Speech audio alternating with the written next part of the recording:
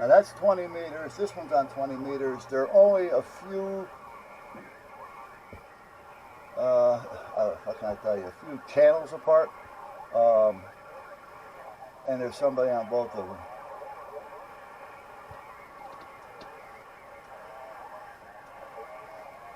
Alright, but I just want them on for now. That's all I want. Okay, so let's turn on this one. And what about this one? This Yaesu over here, the 400, I got to reprogram that one. Let's turn this one on, which is the one that I keep forgetting about, which is the ICOM. Okay. Oh, let's turn on this one. Where the hell is it? There it is. Okay, this one here is not programmed at all. I gotta program this one. But right now I just want it on. I want everything on. Alright, now this one is the same as these two, but it's more or less a mobile unit. Bands. Let's scoot to, okay, that should do it, I'm thinking.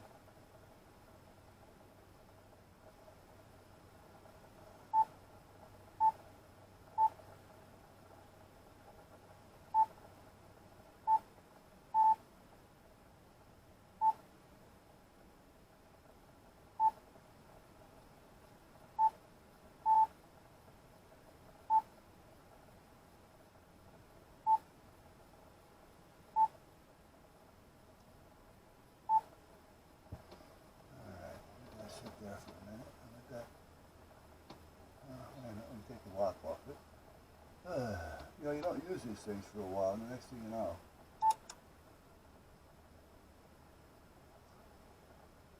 I don't even know if I have a speaker hooked up to this thing or not.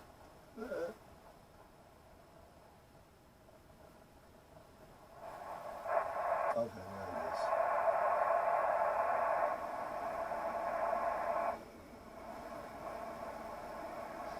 $14.3. Let's see. These are down around 14.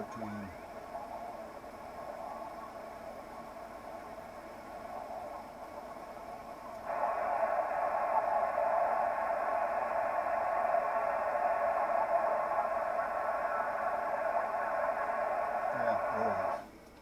All right. So we're gonna let those run for a while, including this one up here. Okay. So everything is on. Good. Now, this is a form of a lightning arrestor. In order for this ICOM down here that I showed you earlier to be certified, this has to be hooked up to the antenna that's on that. So I have a chart up there that I made about 2 years ago. And it tells me which is which. So the ICOM, the IC718 over here is which one? ICOM 718. Where are we here? Black, red, purple. Well, I marked all the coaxes up there with colored tape, if you remember.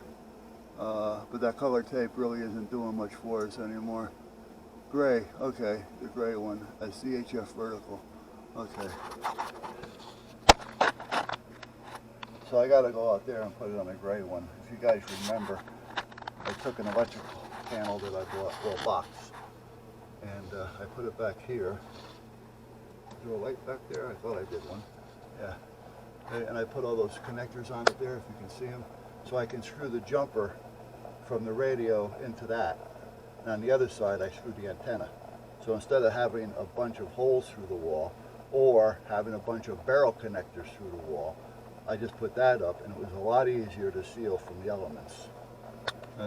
So those blank ones, these, I could put more antennas on those. This one already has an antenna on it. But basically that's how that works. Now that antenna should have a mark on it, or a color on it. This one's brown. Alright, so I did have something hooked up to that one. This one is new, so I have to check it out there to find out, because I didn't put a color on it yet. Down there is black, And out there I labeled them and colored them. But I have to bring that label in here, and that's what I did up here, see? That's what this here is. That's the box. And that tells me what colors are what. Remember I said that brown one on the top in the middle was used and the other two weren't? And, well, that's where it is. Now the one over to the left is used and the brown one isn't being used. So I got to find out what I did there. All right, and the brown one is a J-pole. Well, the J-pole, I don't know if I ever put that up or not. That's probably why it's not hooked up. I made it, I just don't remember if I put it up or not. So, alright, we're going to let these just run for a few minutes. And I'll put on the charger. Oh, let me get the air hose. Hold on a minute. I'm not going to use the heavy duty air hose or air compressor. I got a little one here I'm going to use. I think I'm hooked up to it. Yeah, I am, but I got to get that on.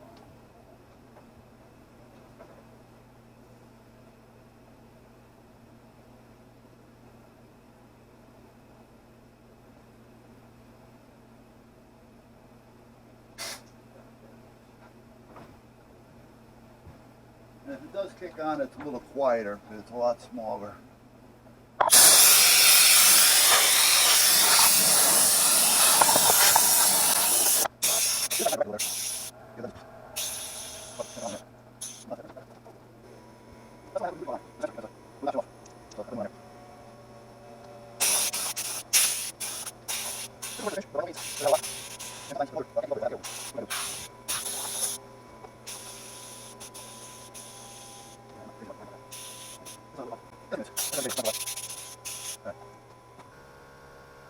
Ow.